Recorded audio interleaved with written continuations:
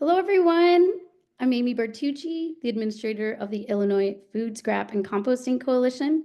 Welcome to our virtual legislative lunch and learn during the International Compost Awareness Week. Super happy to greet you today. We have some wonderful presentations and panelists being able to have discussions for compost and composting in Illinois today.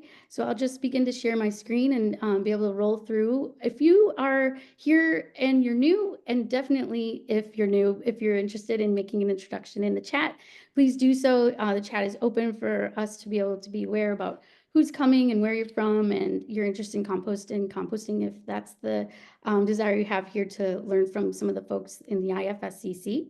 So we'll get started. Thank you.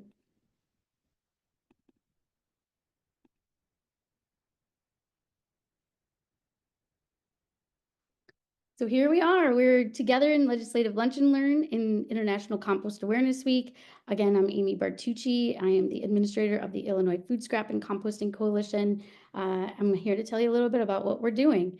The Illinois Food Scrap and Composting Coalition is a thriving not-for-profit organization advancing diversion and composting of all organics in Illinois through advocacy, program implementation, market and business development, policy, and outreach. We've recently added a vision, which we believe is where all Illinoisans see organic materials as valuable resources, and we urgently take action to rescue edible food and divert food scraps to avoid emissions and restore nutrients to the soil through the creation and use of compost. So we're welcoming you during ICAW, which we call ICAW, International Compost Awareness Week is across the globe. This will be our fourth time being involved in a lineup specific to Illinois, so we're super proud of the work of the planning team. A little bit to let you know, just in regards to IFSCC as well, we've reached a 10-year mark for our work here as a coalition. Prior to my role here as the administrator, this group of fine folks in the industry have been building compost and composting throughout Illinois. So we have 2 paid staff members, myself as the administrator and the executive director, Benjamin Crumstock, and you'll hear from him later today. We also have 6 volunteer committees. I would like to make certain that the folks of you here on this call feel invited to join us during our monthly meetings or any of our committee work, which is open to everyone. Please make sure you're getting plugged into any of the work that you hear about today during the presentation or things that you see on our website. I wanted to make sure the spotlights are something that you put a pin in for your monthly to-dos if you're interested in joining us virtually. We like to educate, raise awareness, and include the work of our members throughout the state of Illinois. So the first Monday of the month at noon, except for July and January, we have some presenters that are able to do something similar to a Zoom virtual option for you in Illinois. The theme this year is sustainable communities begin with compost. So we're trying to raise that awareness throughout the state, as a lot of the policy and education and advocacy is super important to the work of compost and composting for the industry. So I want to make sure you understand that the soil health and the compost and composting is key to our soils that are really Black, fertile, and ready for growing good food and sustaining communities throughout the state. We're doing these virtual events today and tomorrow, and that has typically been the way we've run our IFSCC ICAW events. A few years ago, there was a completely virtual lineup. A year after that, we had a farmer panel specific to farmers and composting and figuring out how to engage further in the audience. And then we started Adventures in Compost, which is something that we hope you will see on our website on Saturdays through Sunday of the week of ICAW. I should say Sunday through Saturday, since this is May 4th through May 10th this year. So we have nearly 60 events in the state of Illinois, and we're reaching 13 counties this year. Our chair is Merlan Rampel, and you'll hear from her later because we are going to be doing some other fun things related to ICAW on this call. So this organization called the Compost Research Education Foundation is the background to ICAW. across the globe. So the benefits of compost and composting is the goal for all of us who are involved in ICAW. And we want to thank the Compost Research Education Foundation alongside the USCC for pulling everything together to be able to produce such a wonderful lineup across the globe, like I've mentioned. So please pay specific attention to what we're doing in Illinois, but know that it's a small set of what's being happening across the entire globe. The fact that we're a part of the Compost Research Education Foundation with ICAW planning allows us to, get ideas for programs. It allows us to have training for being able to, produce and be able to provide for the state some of these events. There's a toolkit with social media, and there's a toolkit for communications that are being offered. So, look further at the Compost Research Education Foundation as well as the USCC, which Illinois Food Scrap and Composting Coalition is a state chapter in Illinois. So I'd like to move into giving some background about our panelists. I'm super excited to be joining you this year, and I haven't been on a legislative lunch and learn to date. So this is exciting for me to be able to really be here to introduce a friend and then a new friend as well who's joining to be giving this legislative lunch and learn. So Liz Kunkel. Liz Kunkel is a Winnetka native and founder and president of Go Green Winnetka. I should advance the slide there. Go Green Winnetka kicked off in 2011 with lots of Liz's help, but also with people in the community to be able to do what they're doing today. So check out Go Green Winnetka. Liz comes at sustainability through zero waste, food waste reduction, and composting work, and is an avid compost practitioner and advocate. She is an active member of the Illinois Food Scrap and Composting Coalition and the U.S. Composting Council. While practicing trademark law for 20 plus years, Liz established green teams at local schools and was appointed at Winnetka's Environmental and Forestry Commission. In 2019, Liz shifted away from law and has since worked for Collective Resource Compost Cooperative as a zero waste consultant, the Illinois Environmental Council as a zero waste policy manager, and in 2025, she started as the new Customer Success Manager for Recycle Coach in the state of Illinois. So welcome, Liz, and thank you. I'll also give an introduction to who Liz will be alongside today with this work for Legislative Lunch and Learn and being able to see how sustainable communities are throughout our state, and specifically with Frank Pettis, who is the founder of Greenlit Solutions, LLC, and a founding member of the Lake County Environmental Justice Coalition, which leads grassroots actions to support policies and programs that benefit human and environmental health in his hometown of Waukegan, Illinois, an EPA-designated environmental justice community. Frank holds a BA from Roosevelt University of Chicago and a Master's of Public Administration in Health Policy from New York University. So thank you so much to both Liz Kunkel and Frank Pettis, and I will pitch it to Liz to take us through some of this presentation. Thank you.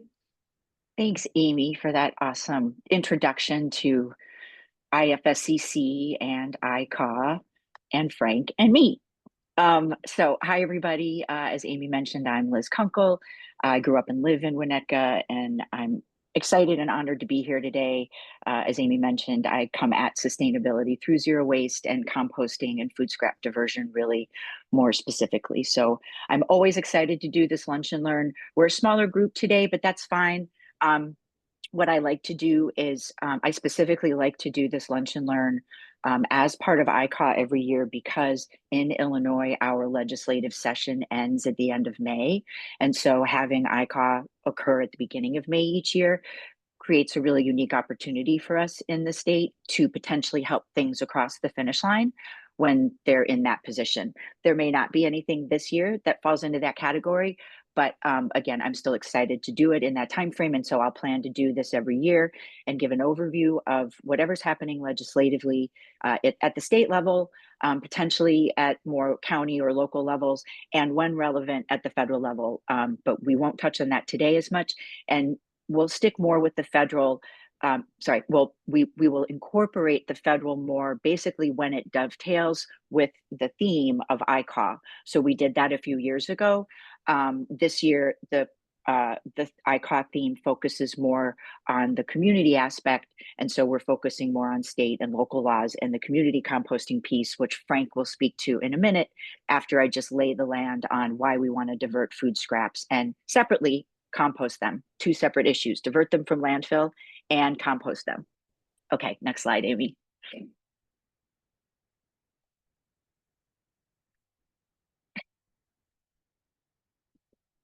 Thank you. So many of you may know this, so I won't spend a lot of time on it. Primary reason we want to keep food waste out of landfills from an environmental perspective is because when food waste goes to landfill, it emits primarily methane. Whereas when food waste goes to a compost pile, it emits primarily carbon dioxide. It's not 100% of either, but predominantly carbon dioxide, more carbon dioxide, much less methane when you compost, and much more methane and less carbon dioxide when you landfill. And that's relevant and important because methane is 85 times more powerful than carbon dioxide at trapping heat in the atmosphere over a 20-year period.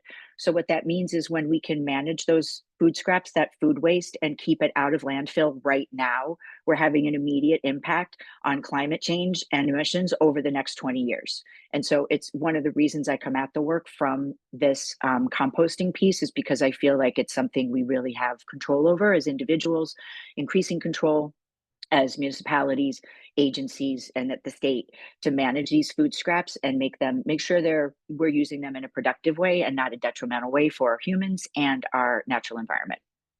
Next slide, please. So landfills are the third largest source of methane. I'll get to that. In the world. Got it. That's not the best headline for this slide. That actually is on the next slide. I apologize. But by sector, landfills are a significant source of methane emissions. In the United States, 14% of all methane emissions come from landfills. And unfortunately, Illinois as a state ranks, this says we rank 9th. This was a slide I pulled from last year and I couldn't update it easily, but actually we sadly moved up the ladder in the wrong way. We are number 8 in terms of methane emissions from landfill. So we don't want to be in the top 10. The slightly better news is that part of the reason we have more emissions from landfills is because we minimize incineration of waste as an option. And so other states that might rank lower in terms of methane emissions. That might be because they do allow more incineration. So it's not quite maybe as bad as it looks, but obviously it's not a great look, period. We want to reduce the methane emissions coming from our landfills in Illinois. Okay, next slide, please. All right, this is where the headline about the third largest form of waste is greenhouse gas emissions. This is this image right here, this graphic right here, that's really striking to me, that if food loss and waste were a country, it would be the third biggest source of greenhouse gas emissions behind China and the United States. And then again, bringing it back to landfills, where landfills are a huge source of methane emissions, the material within landfills that are the biggest cause of that methane is food waste. According to the US EPA, within the last year or so, this stat came out, this graphic on the right came out that 58% of landfill methane emissions are caused from food waste going to landfills. So again, keeping food waste out of landfills is a direct way to mitigate and reduce future climate change. Thanks. Okay, next slide, Amy. That's the reason why we want to keep food scraps out of landfill. I want to start at the bottom of this slide and talk about why the next best solution would be adding them to the soil. Again, many of us know this. I won't spend a lot of time on it, but adding compost to the soil adds nutrients to the soil. It helps conserve water. It actually helps rescue water when you're putting water intensive fruit, which is most food, but especially obvious things like melons, gourds, pumpkin smashes. This is why we have those pumpkins, and all those melons or watermelon, 90+% water. So you're putting that water, if you're putting that in a landfill, that water's going into a landfill and going to waste or leaching back into the ground. But if you're putting it in compost, then you're actually rescuing the water and putting it back where it belongs. So it also helps with stormwater erosion. It helps during flood events. It helps during drought events. I call it the great elixir. Obviously, as it adds nutrients to the soil, it improves soil health overall, and that increases and improves biodiversity, attracts everything from insects to flying animals and people. Again, all the things we want. And from an agricultural perspective, and again, a true environmental perspective, it helps store carbon, again, preventing it from being released into the atmosphere in the first place. But those are all the benefits of putting compost in the soil. But what I want to shift to, and I'll pitch to Frank next, is that, again, this is really putting compost in the soil is better than landfill, but we'd much rather keep it in an even higher order of use, primarily making sure there's not food waste in the first place, and that food be kept as edible food for people who need it. And then if it isn't edible for human use, then it be preserved or turned into animal feed as much as possible. And then the remainder will go to the soil to enhance that. But ideally, we'll keep food as food for people. So on that note, I'll go ahead and shift it over to Frank to talk about the community compost piece and how composting fits into all of that. Yeah, so thank you, Liz. Thank you, Amy. A special thank you to Liz for inviting me to share some of my community story. And shout out to the Food Scrap Coalition for your partnership in this. So this is, some slides about composting as an entry point for sustainability. So you can go to the next slide, please. Yeah, so I am here with the Lake County Environmental Justice Coalition, right? We've been around for about a year and a half now, relatively new, and we're made up of several nonprofits throughout Waukegan, North Chicago, and Zion. We call it the Tri-Cities. There are many members of the coalition who don't work with the nonprofit, right? Our community members, and have just been really attracted to this idea of building a healthier relationship with the environment, right? So we're pursuing environmental justice. I know that's more controversial since the new administration has come into office. But we're about equity and regenerative land uses in Lake County, Illinois. Okay, and you can go to the next slide. So just to get into some terms, right, this comes from the EPA, right? So when we talk about environmental justice, we're talking about the fair treatment and meaningful involvement of all people, regardless of race, color, national origin, or income, with respect to the development, implementation, and enforcement of environmental laws, regulations, and policies. When we're talking about environmental racism, we're talking about the placement of low-income or minority communities in proximity of environmentally hazardous or degraded environments such as toxic waste, pollution, and urban decay. And then when we talk about this concept of fence-line communities, we're talking about neighborhoods that are surrounding facilities that produce hazardous waste and which are directly affected by corporate waste. And we can go to the next slide. So just some background on my community, right? When you talk about Waukegan and environmental racism, you have to talk about Superfund sites, right? And Superfund sites are places where hazardous waste is dumped, including manufacturing facilities, processing plants, landfills, and mining sites. The EPA has a responsibility to conduct removal actions to protect public health and environment. And as you can see from this map, right, we have 5 Superfund sites in Waukegan. Okay. Now, what's most alarming is that they are all in pretty close proximity to each other. Okay, these are former industry, right, corporations, right, former businesses that once provided a lot of jobs for Waukegan. But once they moved out, right, they left the soil and the land in such a condition that it has to become a Superfund site, right? We cannot develop that land. It's sitting there. None of the 5 Superfund sites that we have are ready to do something else on, although They haven't been remedied, right? Although there are some things that are in the works on them, and we'll talk about that in a little bit.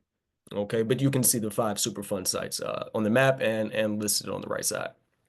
Next slide, please. So I did want to highlight one Superfund site that we have, right, which is, I mean, they're all problematic. This one is probably the most problematic because it's in the closest proximity to the community, right? So I want to talk about the Yeoman Creek landfill, right, which is a 70-acre municipal and industrial waste landfill that only operated for about 10 years, right, from 59 to 69, okay? And the site, the most problematic aspect to it is that it was constructed within a wetland, right? And within the floodplain to the river that flows through our entire city and empties into Lake Michigan, right? Which is called the Yeoman Creek. We call it the Waukegan River.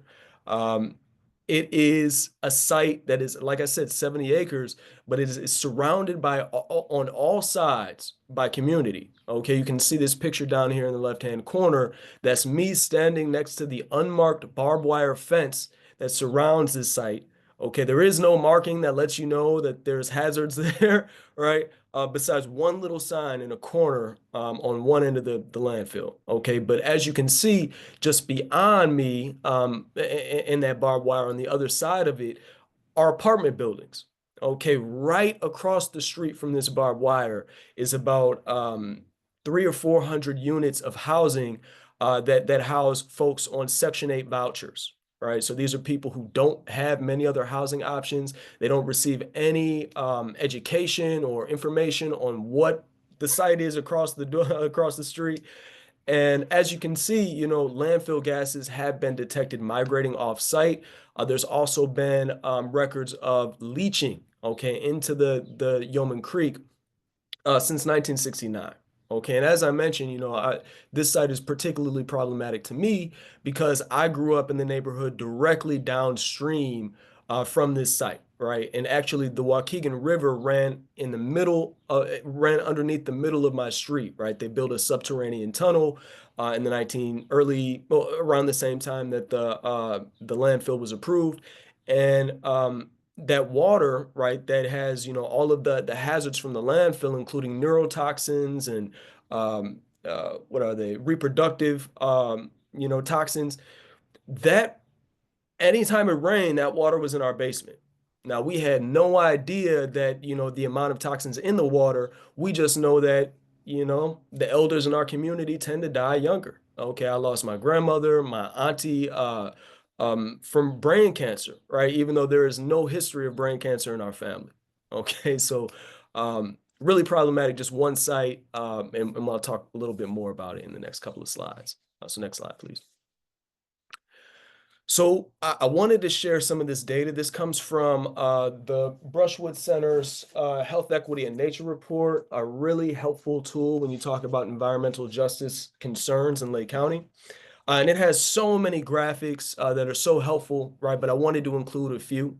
Okay, so on the left-hand side, right, you see a graph that measures median household income throughout the county.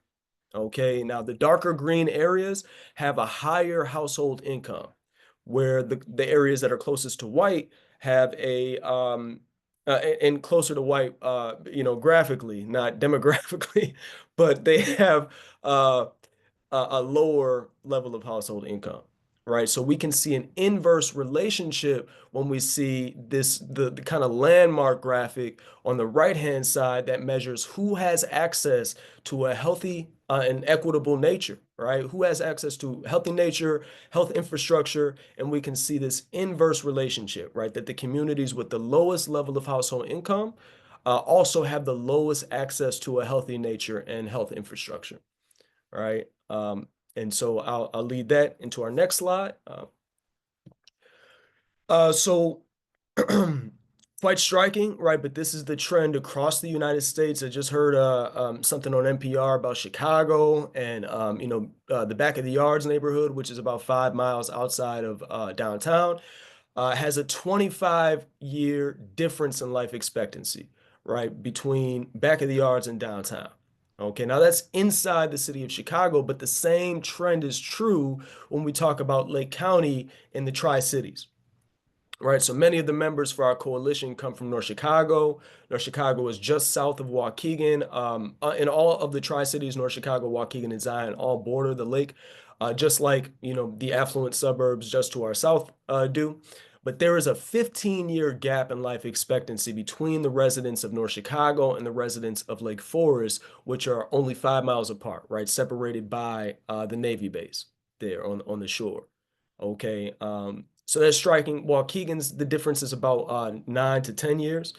Um, and we can go to the next slide, actually. Yeah, so you can't separate this difference of life in life expectancy, difference in access to a healthy lifestyle. Can't separate it from the Superfund sites in our community, the ongoing environmental hazards in our community, and you cannot separate it from this slide here, right? Access to healthy, fresh foods. Okay, now a food desert is an urban area where it is difficult to buy affordable or good quality fresh food. And in the entire city of North Chicago and on the entire south side of Waukegan, there is not one grocery store in walking distance. Okay, you need a car to get an apple in the city of North Chicago. Right. There was a Save-A-Lot, okay, in close proximity to the south side, but that closed around this time last year, right? So many of the residents in North Chicago are going to the corner store. They're going to TP's, right, which is the primary grocery store, to get, their food, or they're utilizing one of the many fast food establishments within the city, okay? And we can go to the next slide.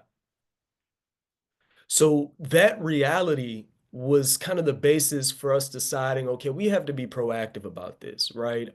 We have to start rebuilding this relationship with our natural environment that, speaking for my people and many people of the coalition, it sustained our ancestors, right, our elders, for hundreds and hundreds of years, right, as they were working the land, whether it was in Latin America or the South in the United States, sharecropping.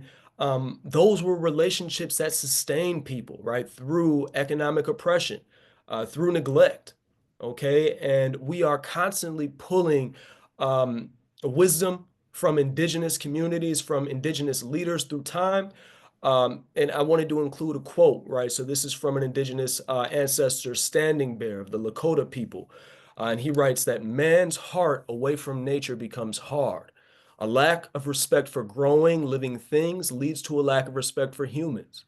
Kinship with all forms of life gives the Lakota an abiding love, right? So in response to the food deserts and the Superfund sites, we started leading nature walks, right? Forest Shinrin-yokus, as we call them, which is a Japanese term, where we take people into the forest to expose them to the hazards, right? This is a Superfund site, and this is the natural beauty that Superfund site is hampering, right? So these sites, as you can see on the left-hand side, that's my sister in the little yellow jacket. That is about a mile south of the landfill, right? Some of these pictures of the strawberries and the raspberries right outside that landfill, right? I would love for us to invite our people to eat these berries, right? But I can't recommend it safely. Okay, so what we do is we go in, we see how nature grows these things naturally, and we learn about composting as nature's recycling system. Okay, and shout out to Walter Willis. I saw you were here of SWACO. We're doing some recycling work together. This is not disconnected from that work. Okay, and we can go to the next slide, please. Yeah, so we realized, that the youth are really the answer. Okay, the young people, they love fruit, right? They got that sweet tooth. Okay, they're eating candies constantly, right? So we wanted to introduce them to fruit. Okay, and we met and formed a relationship with several schools, right? Elementary schools, middle schools. Our methodology for choosing the school was which schools are closest to the Superfund sites, right? Which kids in our community have the greatest level of exposure to these sites, okay, and the greatest need for a better relationship with their natural environment, right? So we started, okay, we asked the school administrators, what is it that the young people need the most help in, right? And unanimously across the board, it was literacy education. Our young people are struggling to read. right? So we decided, okay, maybe there's an opportunity to do both, right? We started bringing fruit into the schools every single time we met with the young people. We would have them smell the fruit, taste the fruit, touch the fruit, and then we would read stories about fruit, right? We would write down some origin stories and introduce them to the country where that fruit originates from. And the kids, I mean, because they want to taste the fruit, they're so eager, they read, right? They're volunteering to read because the sooner you read, the sooner you get the fruit, right? But we didn't just stop there. Okay, we said we're gonna we're gonna use this as an entry point for composting education as well, right? So we collected all of the food scraps from our program, and every single time we met with the students, we would give them an update, right? This is, we put it in the compost bin, and it's a couple of months until we're going to use that compost to build out our community gardens. Okay, and we can actually go to the next slide.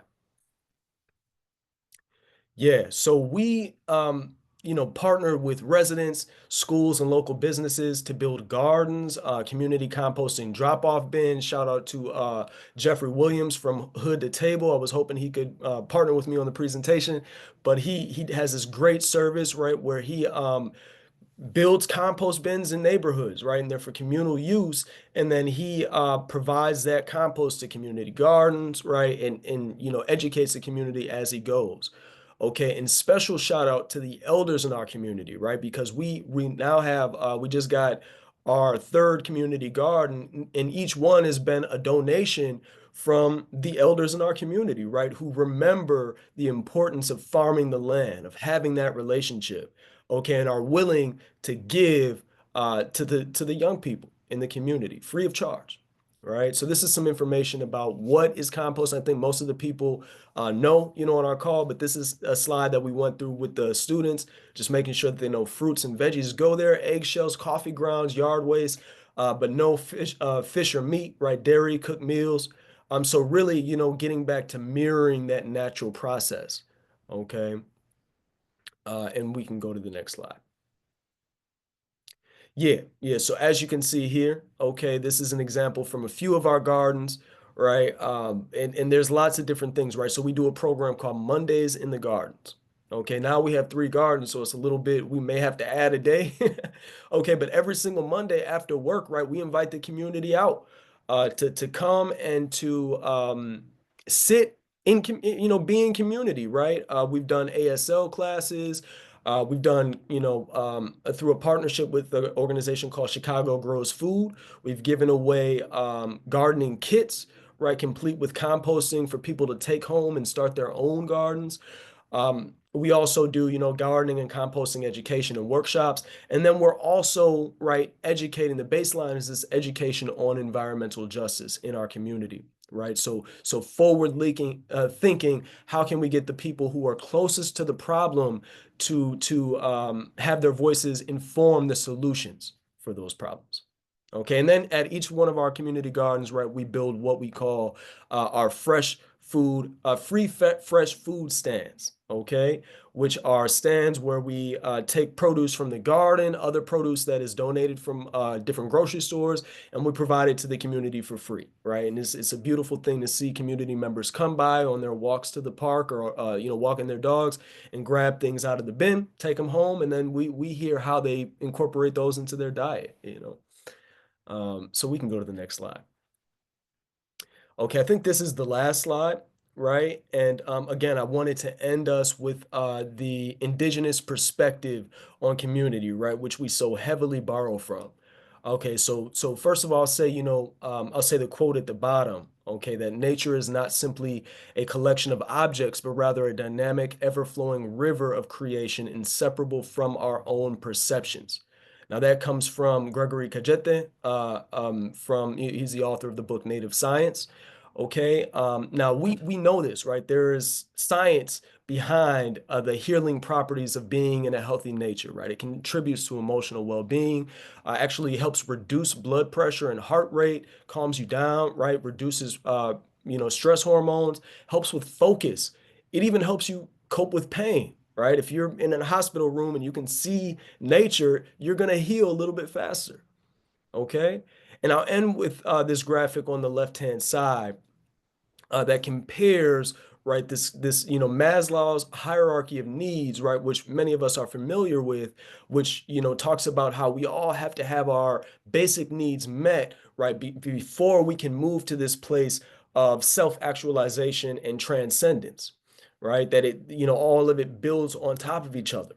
Right now, Maslow actually spent several years living with the people of the Northwest United States, and he borrowed heavily from how they've organized their culture, right? And Maslow's not wrong, right? He's right, and they would agree with him, but they would continue to build on it, right? Within indigenous communities, nothing stops with self-actualization. That is the building block towards community actualization, right? And with the emphasis on cultural perpetuity, right? There is nothing more important than our relationships to each other, our relationships to place, our relationship to the land that we rely on, right? And this is the perspective that we are bringing to the community and partnering with Liz and so many other folks to get policies in here that support this perspective on the world. Okay, so I will stop it there and I will pass it back over to Liz. Thank you so much. Thanks, Frank. That's why Frank is my co-presenter. Ta-da!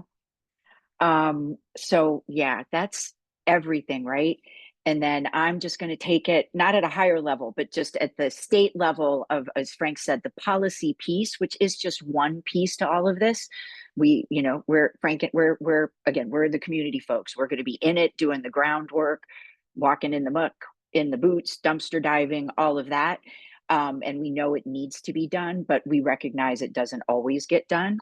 And we need legislation to help make things happen. So, like I said, I'll give an overview of largely what's happening at the state with a little reference to some more local things that are happening in the compost world that are pretty exciting in our state. So next slide. So these are all bills that have been introduced this year. HR means a House resolution, HB means a House bill, SR, Senate resolution, SB, Senate bill. Sorry for the vernacular, but keeps it shorthand for the slides. So we had a bill and a resolution around Soil Health Week. Again, not specifically related to the Food Scrap Coalition, but definitely a sister organization and an issue that we care about, gets to the benefits of compost in that agricultural context. The resolution would recognize the week of Soil Health Week, which is early March, in just 1 year, and the bill would make it annual. The bill has been introduced, I think, just this year for the first time, and it did pass the House, introduced in the House and then passed the House. And so it is in the Senate. It would have to be heard and voted out of a Senate committee by this Friday to pass into law this year. That seems unlikely to happen, but I don't know what's happening behind the scenes there. It's possible. The House resolutions period, whether they're introduced in the House or Senate, they're on a different time frame. They don't have to meet the same deadlines, and they only have to be adopted in the House where they were introduced. So they don't have to go to the other House. So it takes much less time. So I'm sure that the HR 04, recognizing Soil Health Week this year, is likely to be adopted later this month. Ironically, because resolutions don't follow the identical path as bills do, they kind of tend to happen later in the session because they're not as urgent, and other bills have deadlines that have to be met, whereas the resolutions don't. So they often get adopted after the fact, but it's still really nice to have them, and there's opportunity to get in front of them each year to keep doing that good work. And then another exciting bill this year that had some traction, and it was introduced last year, and I expect an iteration of it to be reintroduced next year, is the Local Good Food Program, introduced on the House side by Representative Sonia Harper, who, if you don't know, is a huge, huge ally of food systems, of environmental justice communities, and of composting. And so she's introduced a handful of bills over the last few years, a lot consistently around the Local Good Food Program, but other compost and food scrap related issues as well. Next slide, please. Another exciting bill this year is one that was introduced by Representative Han Win, House Bill 3294. This would exclude some certain types of composting operations from needing to get permits from the Illinois EPA. It's a way to reduce barriers to entry for those medium and smaller scale composters to make sure that they don't, in the director of the Illinois EPA's own words, have to go through a process that is something like a quasi landfill, which is what is currently what's required in the state to be permitted as a facility that primarily accepts food scraps, or at least doesn't primarily accept yard waste. It's harder right now to do that in the state, and so this bill is a way hopefully to update and modernize the permitting requirements in the state, and again reduce those barriers to entry and make it a little easier. And that one, I wrote the asterisk is it is technically still in play. It passed the House. It's also in the Senate. It would have to meet that same deadline of being heard and voted out of committee by this Friday. I don't think that's going to happen. But again, it's possible. And if not, it at least passed the House, which is something, and gives some encouragement for reintroducing it next year. And that is a companion bill to the SB 2195 referenced here that was introduced by Senator Johnson, also a huge ally and advocate of composting legislation in the state. Next slide, please. So these are right now, these bills are some big ones that we want to talk about. Senate, I'm going to backtrack a minute. HB 1707 was introduced by Representative Mason this year. It was she also introduced a version of that bill last year. And when introduced last year and this year, what it did was require landfills to install methane control and capture, collection and control systems within 1 year of opening or expansion. It was meant to be kind of low-hanging fruit, maybe try to capture the methane on the back end, see if kind of a one-off, like a 1 year time frame might work. The current federal requirement is 5 years. But given that 60% of food scraps decay in 3 years, there would be added benefit to having those methane collection and control systems in place much more quickly than within 5 years. So as introduced, that's what HB 1707 did.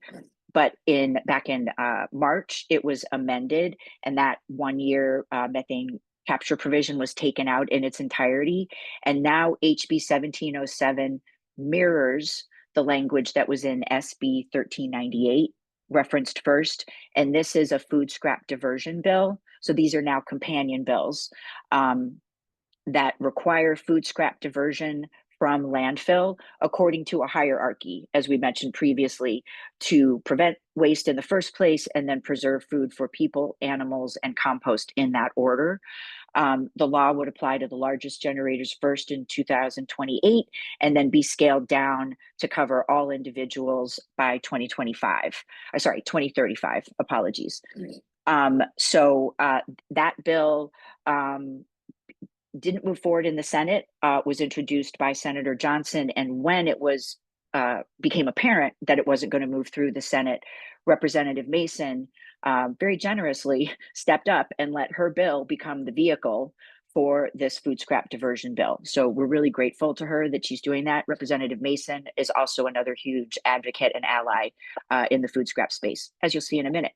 The other bill on this page, you can do that. That's fine. Let me go back real quick. 1397, I wanted to mention, or back. It's okay.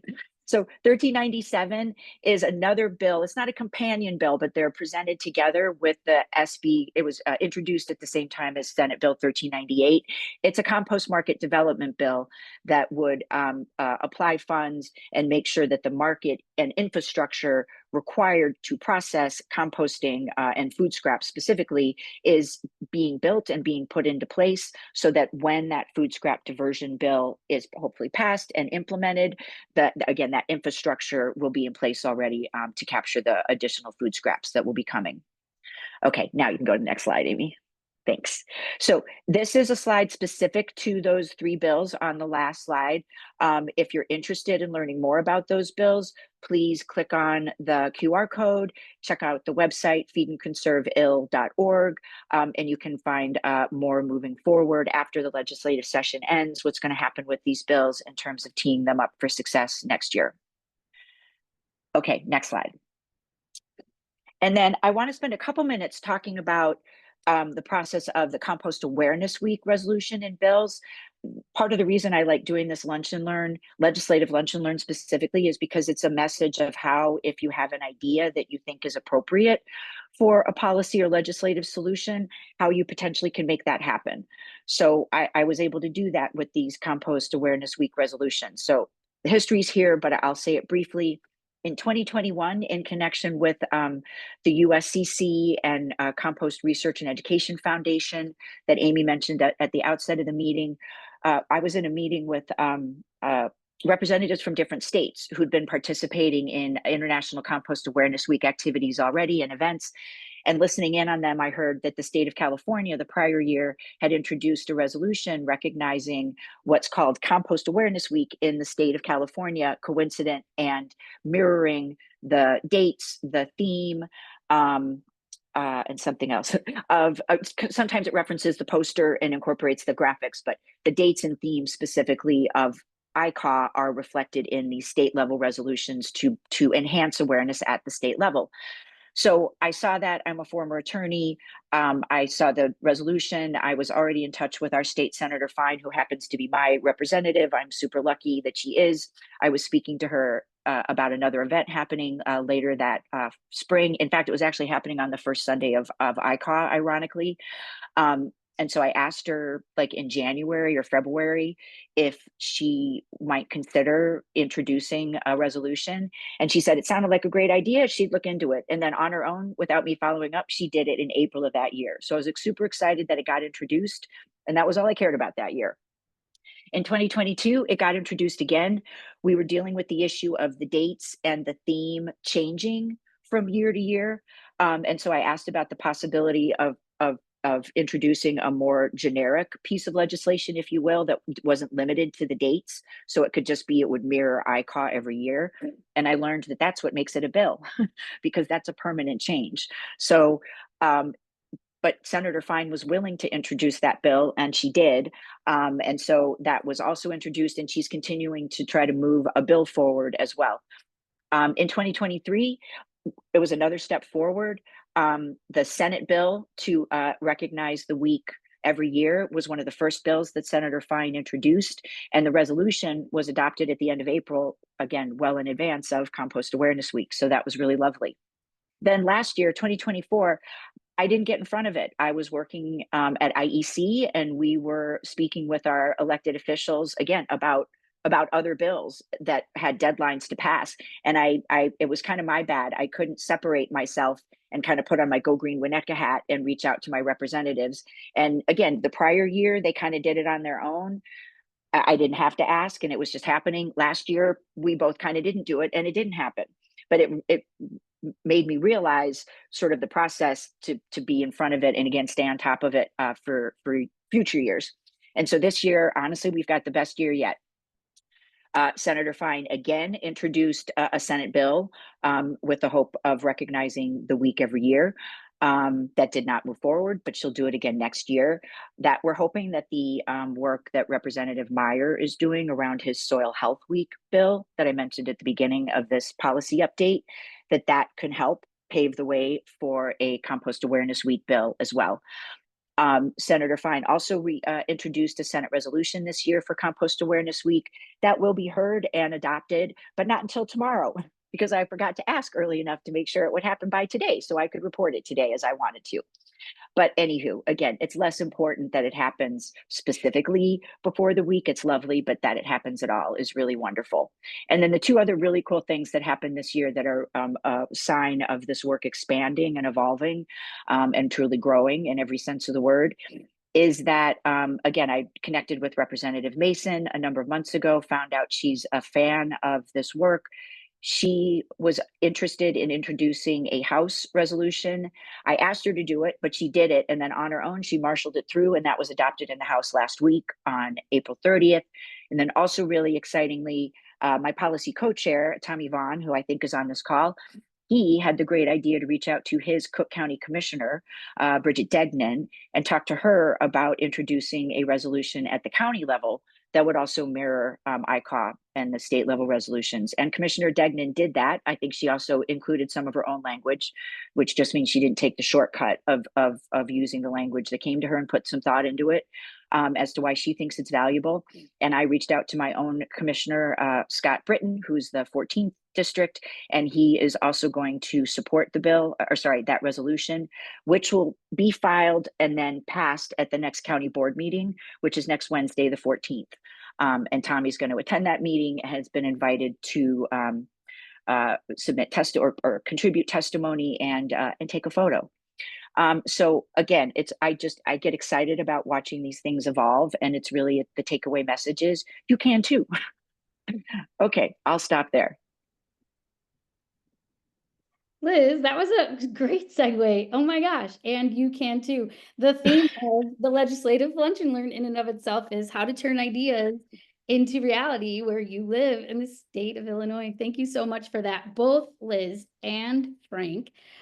Folks can see the email addresses on this slide here to keep the conversation going from your angle, your perspective, your community. If you would like to reach out to our panelists here, our speakers, please do. I wanted to make sure the email address for the IFSCC is also accessible to everybody here. So this is on this slide where you'll be able to reach illinoiscompost@gmail.com. We actually don't have a ton of time to take any questions, but I'm going to ask specifically if you do have something for Liz or for Frank, please do follow up via email with them. I think it's going to be the best way for you to get the most direct attention at this time, because we do have a couple of more things to be able to flow through and get everybody out of here at the hour. So with Liz and Frank's approval, I think that might be the best, so you can take a look at your inboxes. Thanks so much. I'm going to advance the slide and talk about this. I'm going to also unblur my background so that you can see. Merlan is going to help us with this, but in this window, you can see an actual hard copy of this book. We are doing virtual raffles this week for our IFSCC ICAW events. And somebody in this room, the Zoom room, is going to be announced who will be a winner of this book. So Merlan, take it away. Thanks, Amy. I just wanted to give a quick shout out too that the gentleman in the photo is Michael Martinez, the author of this book, and he'll be with us tomorrow evening. I put a registration link in the chat. He'll be with us tomorrow night at the cafe speaking from LA, and I think it'll be a really great presentation with a lot of information shared. We have so much going on this week. Everything kicked off on Sunday.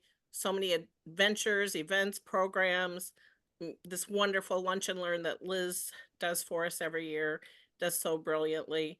The cafe, I think, will be filled with lots of great information tomorrow night too, and a lot of resources that people can take back and utilize in their own communities with that theme of community this year. So we did do a drawing earlier to give away one of Michael's books that he's written. It's a little semi-autobiographical, and I happen to know the winner. So Deb Singleton, you are here, I see.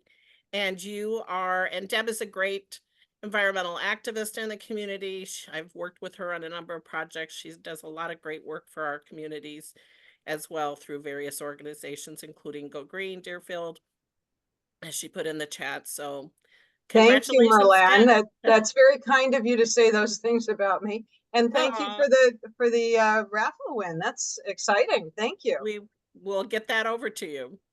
Thank you so much for coming today, Deb, and for all that have been here. We just want to pitch this to Benjamin, IFSCC's executive director, to give us a couple of background information in regards to membership and how you can learn more about IFSCC. want to say thank you to each and every one of these companies that are and organizations that are represented here. I know a lot of you folks are already members. For those who are on the Zoom and are not yet, we can advance the slide. We are offering a 50% discount to new members in the month of May. So head to the website. The link that's active on the membership page for May is in fact to the discount rate. If you are a lapsed member, whether you are still waiting to renew your 2024 membership in 2025, or you took a hiatus and are ready to return, send me an email, please, and I will send you the appropriate link to get back in that arena using the correct link. It's separate. So again, only if you're new, but we would welcome you and hope to engage with you and hope you'll help us to improve the organization by getting your voice included. Thanks a lot. Thanks, Benjamin. I also did say in my notes earlier, I skipped over something, just wanted to make sure it was really clear about our membership as being really broad and throughout the state of Illinois. We have, local government agencies and nonprofits, Go Green groups, citizens, nonprofits, haulers, composters. We have consultants, educators. So you can find yourself anywhere in this compost sphere of the ecosystem to be able to join all this work that folks like Frank and Liz are doing in committees, and also beyond that with our extended producing of this lineup for International Compost Awareness Week. So I wanted to thank everybody. I think we're in good shape. Thank you for coming today, and also for all the work in your neighborhood. So let's make sure sustainable communities begin with compost. Thanks, everyone. Thanks, everyone. Have a great day. Yeah, Bye. Thank you.